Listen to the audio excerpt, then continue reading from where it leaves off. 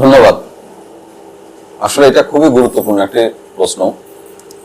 আপনি যে প্রশ্নটার অবতারণা করেছেন, আমি শুরুতেই বলবো, বাত রোগ নিয়ে আমাদের সমাজে কিন্তু এক ধরনের মিথ প্রচলিত আছে।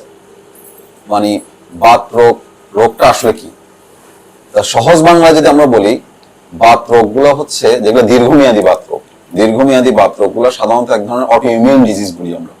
অটো ইমিউন ডিজিজ, এবং এটাকে আরেকটা টার্মও বলা হয় যেটাকে বলা হয় multi system disorder. Auto immune disease মানে হচ্ছে বেসিক্যালি আমাদের শরীরের যে রোগ প্রতিরোধ ক্ষমতা আমার বিরুদ্ধে কাজ করে। আর আমরা মাল্টি সিস্টেম কেন বলতেছি?